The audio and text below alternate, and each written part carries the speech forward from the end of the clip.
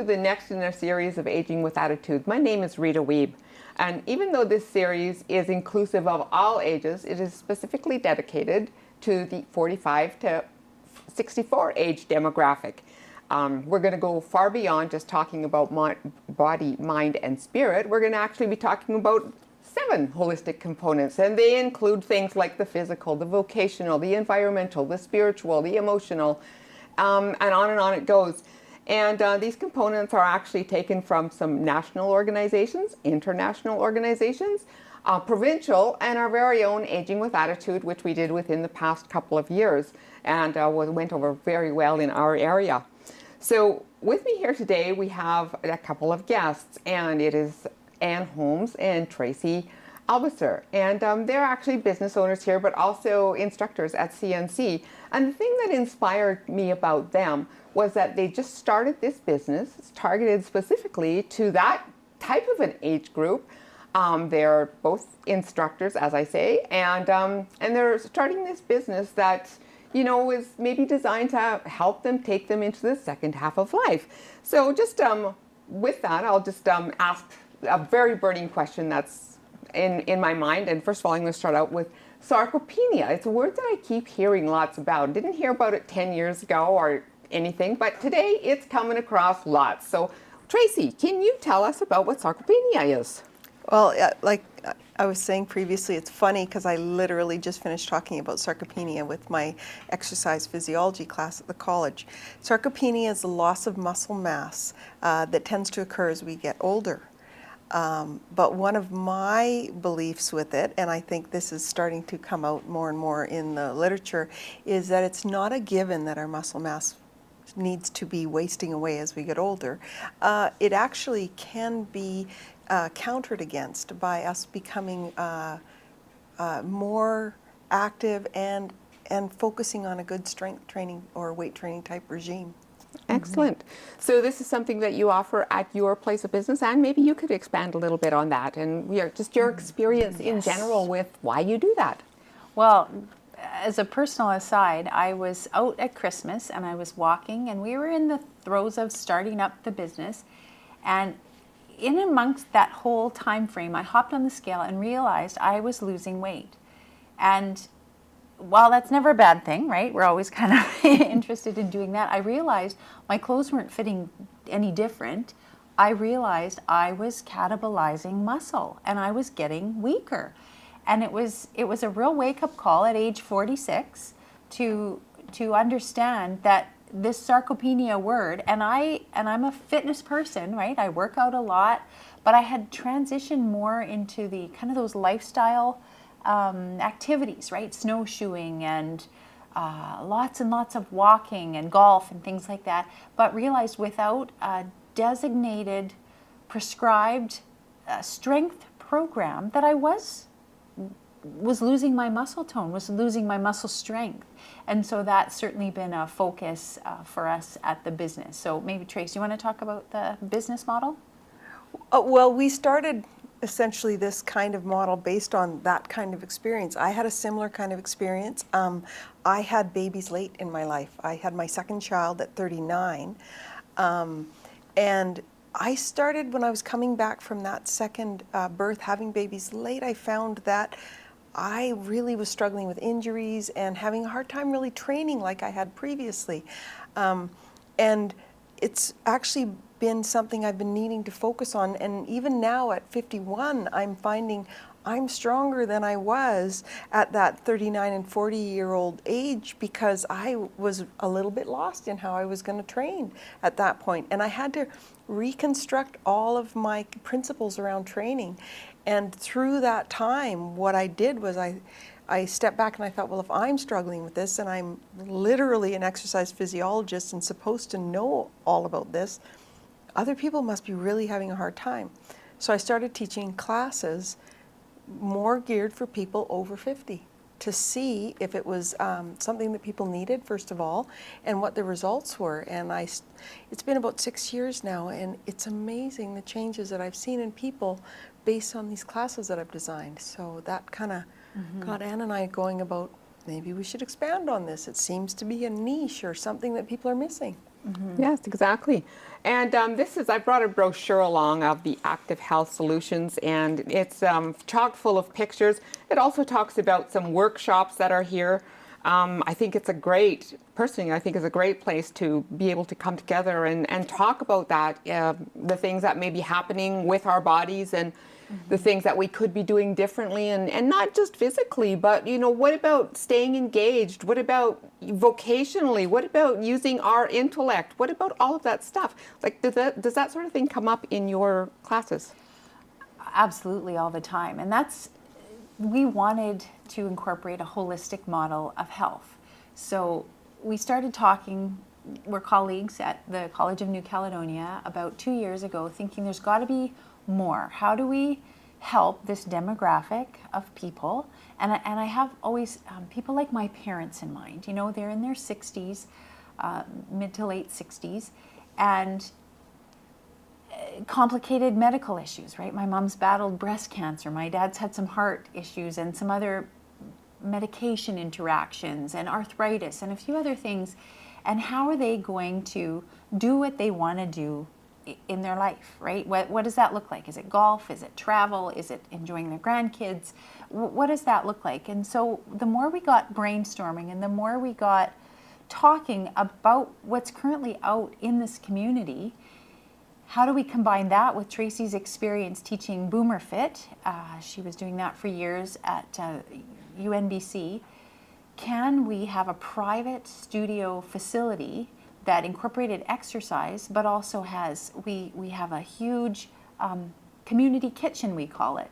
And we encourage people, all of our participants, to stay and have a cup of coffee or have a cup of tea. We run all of our lecture series in there. We currently have 6 or 7 lectures that we do every 2 weeks, right? We want to start a community garden out the back of our facility. We're over at Park Hill Center,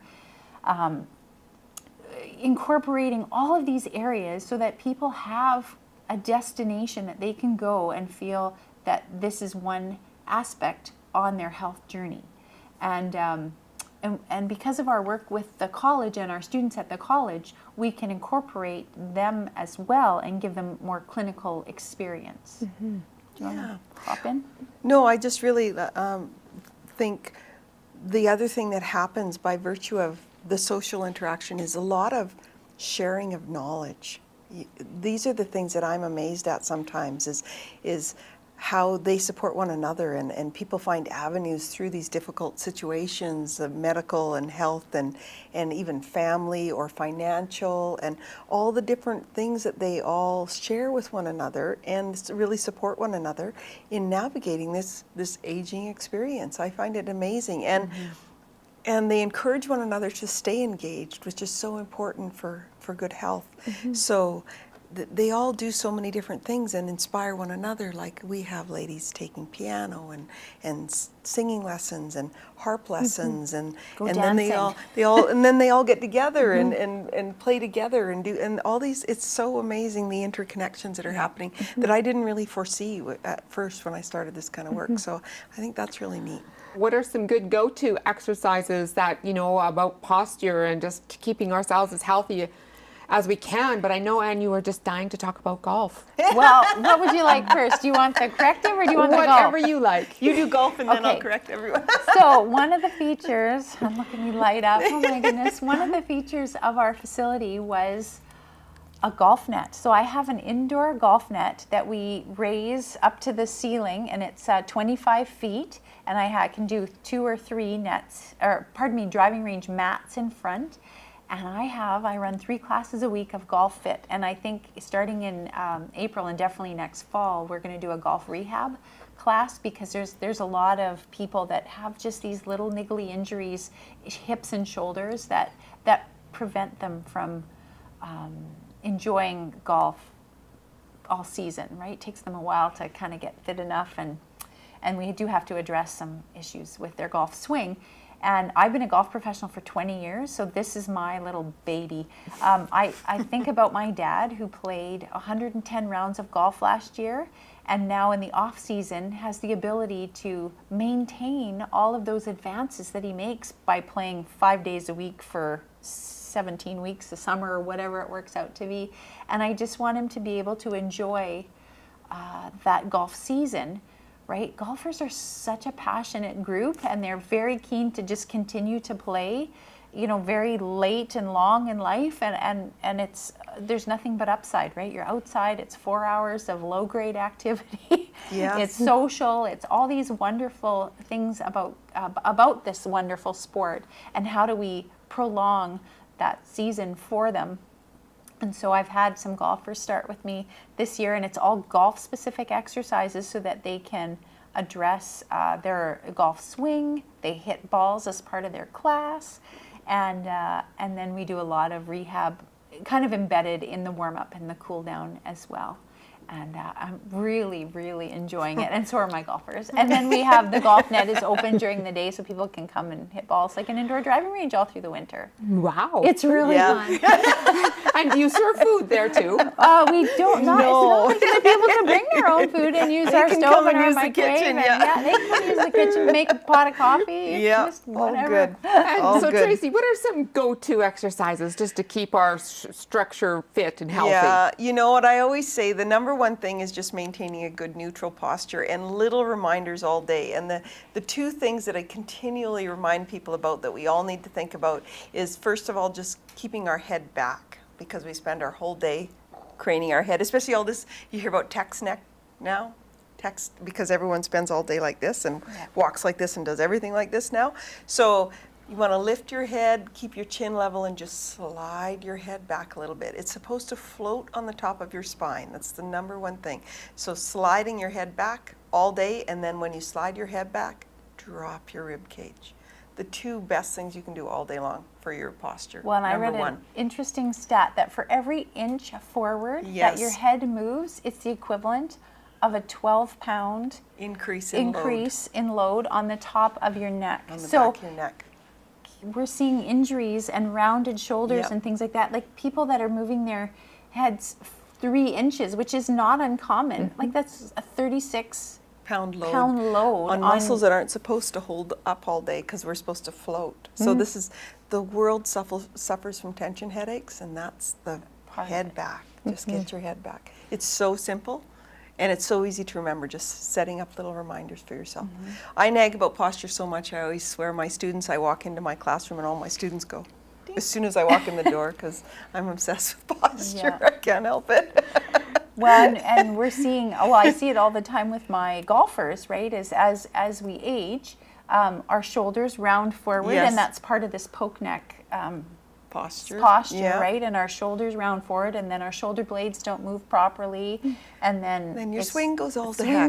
Then you swing with your arms, and then you hit slices, which nobody wants to hit. So it's just when we work in our classes, I know, see, it's once you think about it. you know, there's a lot of shoulder mobility work Yes. that we're trying to embed, Yes. right? Just so that people can open back up, because we all just compress so forward. We all fall as apart. just part of our, you know, we sit at a computer and then we drive hunched over, we use our iPads, we use our phones. Like it's just we're designing movement out of our life, Yeah. and then the sedentary Yeah. nature takes over, and then we just have a lot of undoing of poor movement and poor Yes. posture. That's what we spend the majority of our day is undoing. I always say, stop at a stoplight and look around. You won't see one person sitting up tall. Everybody's collapsed forward. So I always say, get to know your headrest. You should meet your headrest when you're driving. Hence the term headrest. But none of us ever meet our headrest. Good point. So it's something I get all my clients to do. So yeah, just going on to another aspect for life's second half. How do you feel that this will fit into your life's second half? Now, I don't know if either one of you want to answer that one, but you want to try that? I've thought a lot about it, because for me, my kids are getting older, and I knew they were going to ditch me, and I didn't want to totally be empty nest. So I thought, I'll start a project. And this is my project. It's gonna, I love it so much. I have no plans of early retirement. I could be doing it for a very, very long time because I love it so much. So I'll retire at the college and then carry on with our Yeah. project. But I figured this was a good way to occupy my mind while my kids are leaving me.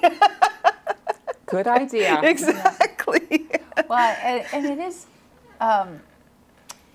we have the opportunity to be active all day long, Yes. right?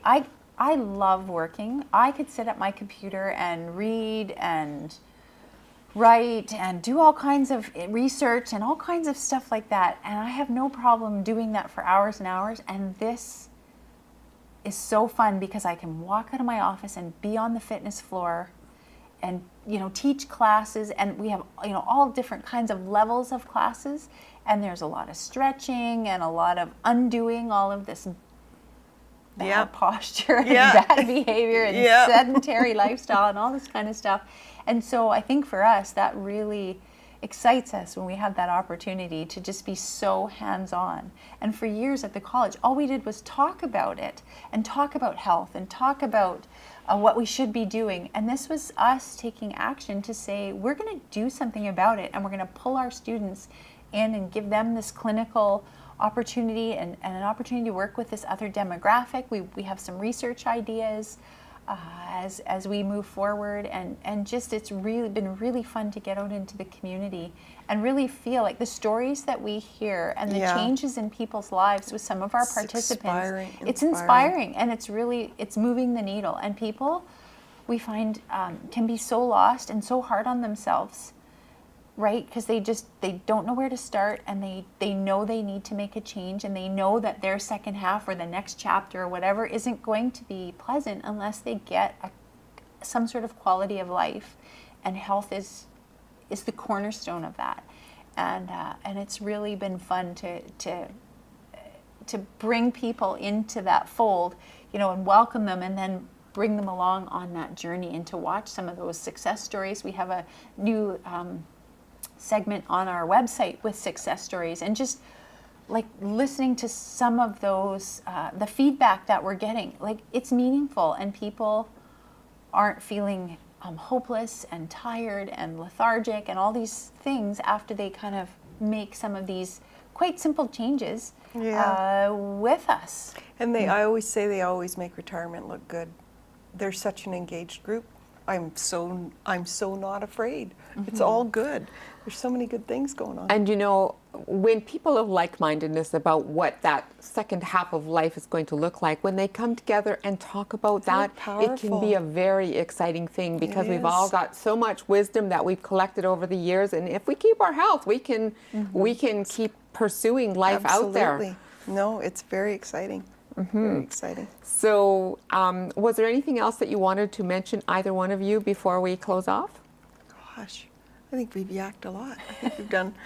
I feel good. How much more do you need? Yeah. Well, it's if there's just a couple of minutes left.